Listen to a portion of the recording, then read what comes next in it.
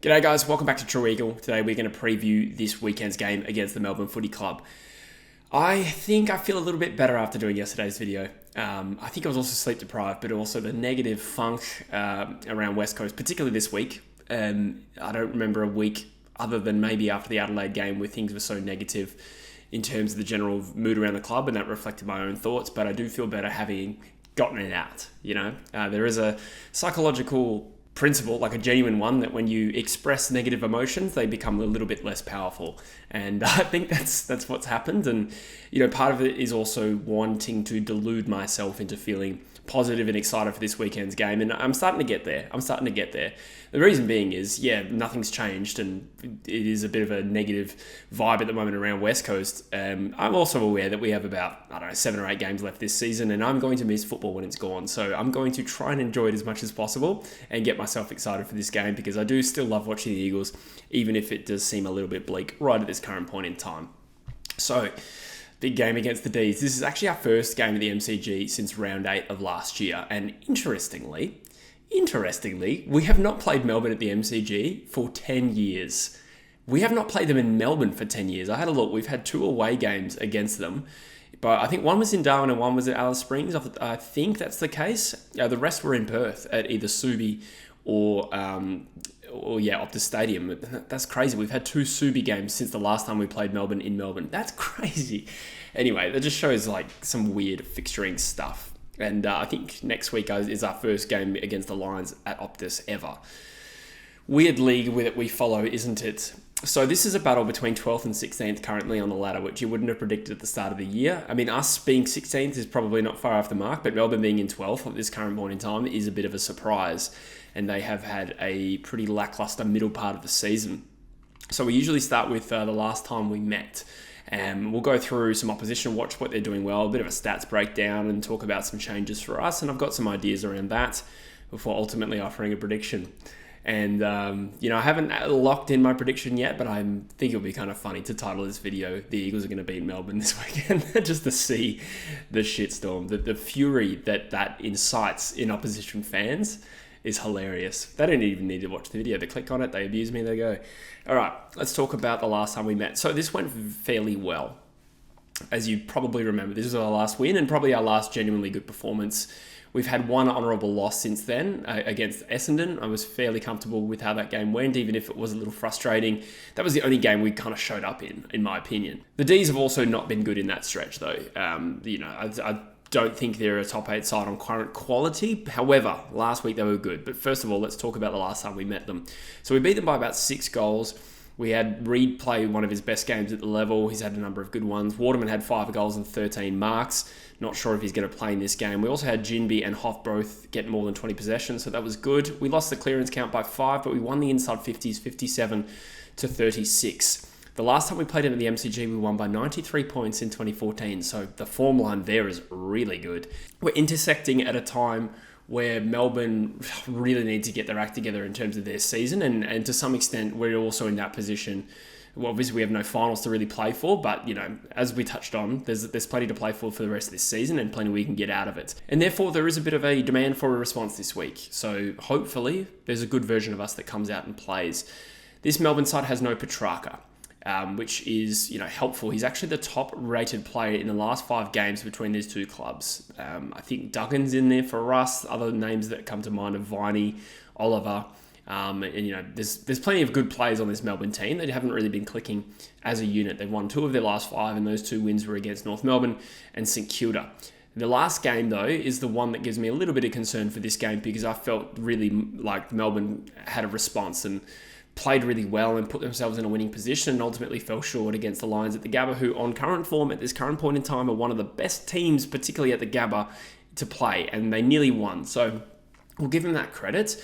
However, I've gone through a bit of a stats deep dive, and if I was going to add a optimistic flavour to this game, the thing that works in our favour here is the things that Melbourne are not good at are things that we are good at. And I say that's all in relative terms, because in some of these stats we still rank below them, but the version of us that plays well and has been able to get on top of teams this year, those areas of the game is where Melbourne aren't actually that strong.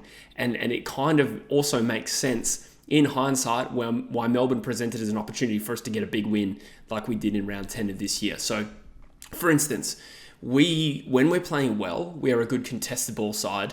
We're never a good uncontested ball side, and specifically just the ability to accumulate possessions and generate meaningful possession chains around the ground that lead to goals. We're not good at that. We're good at winning a clearance, contested ball, and there's a huge correlation between how we're going in clearances and our ability to get the ball inside 50.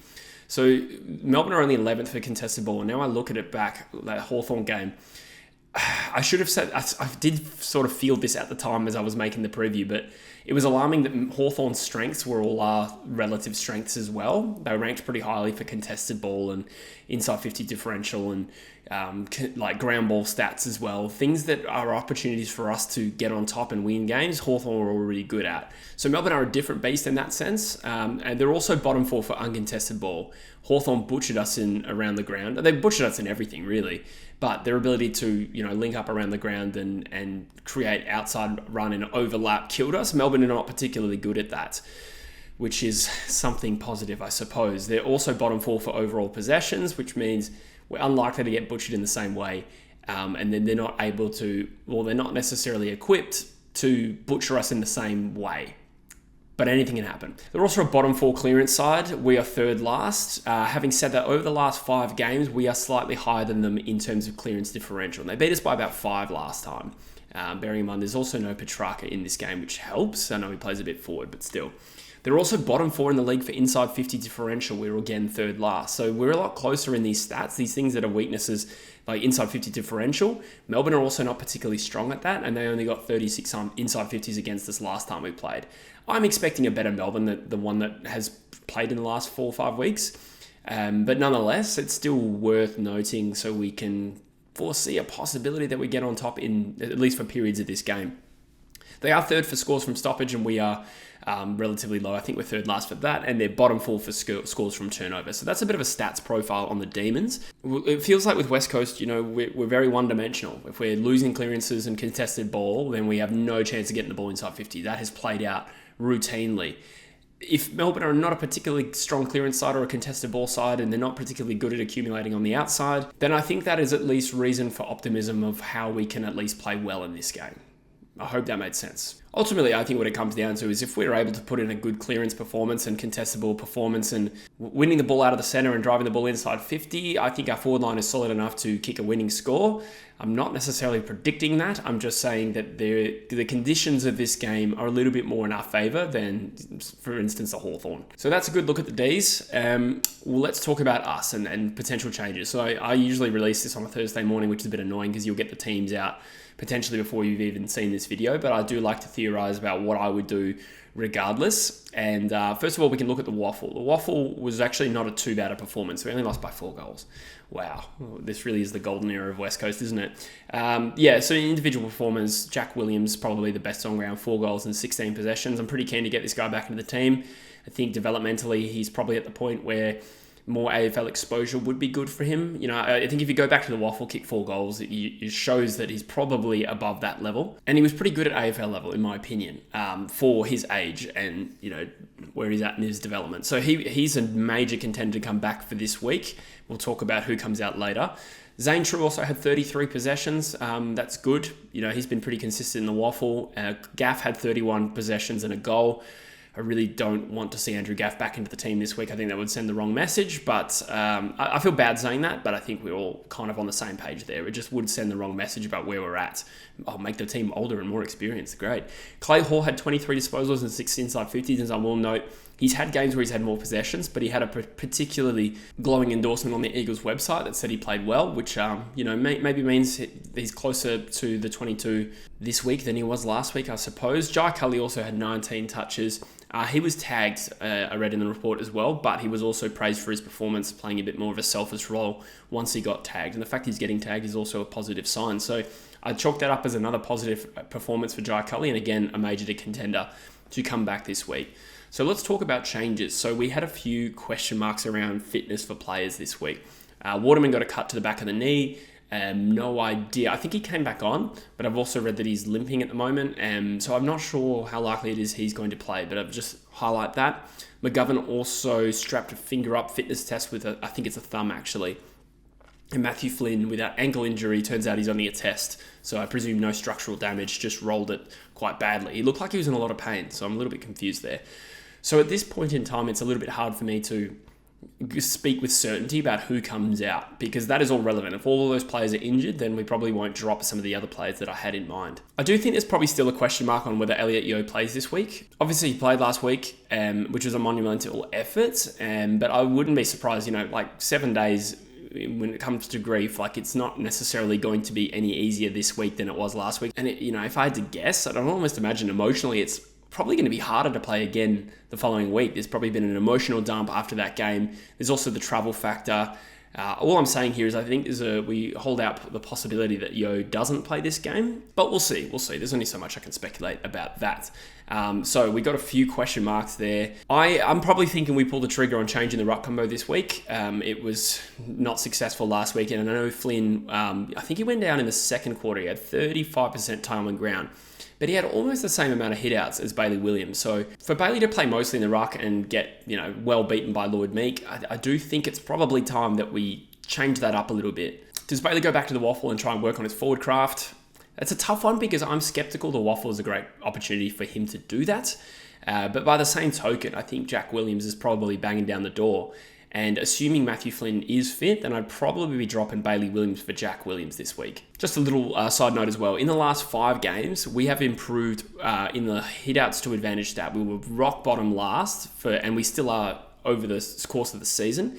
But in the last 5 games, we have improved to being 3rd last in the competition. So that's just a bit of statistical evidence that Matthew Flynn being the number 1 ruck has probably served us better than Bailey Williams being the number 1 ruck. So it becomes simple. If Flynn plays, I'd drop Bailey and bring in Jack as the 2nd ruck. If Matthew Flynn is injured, then Bailey Williams goes to number 1 ruck. Jack Williams comes into the side regardless. So that's the first change I would make. The second change I would make, so there's a question mark on Waterman, and if he's out, I'd probably bring Ryan Marrick back into the 22. You can decide what role, he's been playing a little bit higher up the ground and less, deep forward or whatever. I think we could probably still drop a tall and keep Marrick in the 22 and Waterman comes out for a rest. On the other hand, if Waterman is fit, then I'd probably be dropping Jack Darling. Darling might survive if Waterman is fit, but I think it's time to drop Jack Darling and get a little bit more serious about where we're at. It's a shitty position to be in because it's hard to assess the forwards when the team's getting no supply. Both Allen and Darling were goalless last week, but over the course of the season, has Darling really done enough to lock himself into a best 22 position in a team that needs to expose the youth? I'm thinking probably not. It's not my prediction. I don't think Darling's going to get dropped, but that's probably what I would do. So hopefully Waterman's fit and Ryan Marrick comes into the 22 to replace Jack Darling. Otherwise, Waterman goes out, Marrick into the 22. Then there's some simpler ones. If McGovern misses, I think this is probably a decent opportunity for us to just rest him. I mean, if his thumb is sore, I don't really feel like there's a need to play McGovern through injury, given the current position we're in. I would probably say have a rest, stay home in Perth, and we'll send Harry Edwards in his place as well. It sort of ticks the box of development. It doesn't risk his further injury. Again, it really depends how he's feeling. If he is mostly okay, then maybe we do just play McGovern, but it could be an opportunity to get Harry Edwards back into the team and expose him further and continue his development. Again, I think this is where we're at. The back half of the season, we do want to see some growth from the youth, and Harry Edwards has performed okay in his opportunities. Again, it's probably a 1 week in and then you're done kind of thing, but I just feel no real need to play an injured McGovern if he's not 100% fit. So we'll see what happens there. And then, like I said, I'm still a little bit unconvinced Yeo is 100% going to play. Again, that's just personal vibe based on nothing. But I'm just bracing for that possibility. And in which case, maybe we give him a week off. I think he's kind of earned that. And then you got a choice between Cully and True, in my opinion. I don't have any particular strong views over who should play. I'm probably reluctant to see True come back into the side if we're just going to chuck him on a half-forward flank because Cully can actually play that position. I wouldn't be against True coming in as the sub. Either of these players might be the sub with the way I've selected this team. But if, say, True comes in as a sub, then at least play him on ball. If you're not going to play him on ball, give that spot to Cully. So to summarise my changes, this is my personal opinion. Darling out for Marrick into the 22. If Waterman is not fit, then Darling survives. I would probably bring out Bailey Williams, assuming Flynn is fit, and have Jack Williams forward and second ruck. Again, if Flynn is not fit, then Bailey Williams survives. McGovern, depending on fitness, out for Harry Edwards. Hopefully he's okay, but I don't think it's the end of the world if we give another opportunity to say a Harry Edwards, and then potentially Yo out for Jai Cully is probably my first suggestion. Then the sub would probably be either Cully, like I suggested, or if the balance is wrong, maybe Marek goes back to the sub. I mean, how many weeks in a row has he played as sub? At least 2. So maybe it's an opportunity for him to get a full game. But I think those are the moves I would make. Most of those changes are tall. It's a little bit of a push towards youth. Hopefully the players are fit. Like, I would hate to see Waterman not play this week. But that cycles through a little bit more youth into this team, because if we just roll out with an experienced best 22 again and just get pumped, who's going to be happy about that? Not me. So final prediction. I think there's enough to suggest that if we play well, we could get close. But naturally, my optimism for how well we're going to play is a little bit low at the moment, which doesn't mean I'm right, because, football cycles really hard and sometimes we respond really well after a bad loss. Even last year, after the Derby, we beat the Bulldogs. After the Sydney game, we got 5 goals up against St Kilda early in that game. I'm hoping for some kind of response there, but I don't even know if our best effort's going to win this game. I don't really know what Melbourne we're going to expect. I am going to say the margin is going to be anywhere between 6 goals and 70 points in Melbourne's way.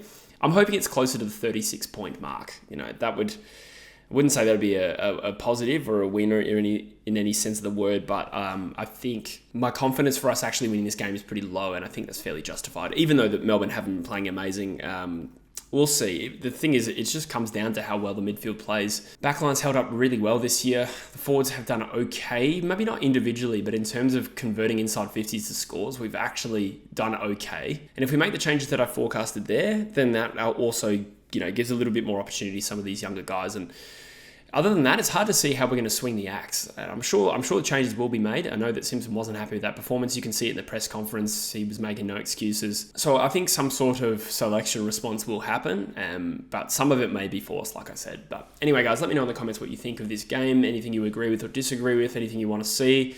Like I said, really deflating loss last week, but there's still a lot we can get out for the back end of the year. And for me, as an Eagles fan, I'm just trying to not let myself become super negative about where we're at the moment. I am not saying we're in a good position by any stretch. I actually spent the entire video expressing that very viewpoint yesterday. But I know that when the off-season comes around, we'll be excited for the draft, and I'm already excited for the draft. We will miss football. So let me know in the comments your predictions, and I'll see you in the next video, guys. Cheers.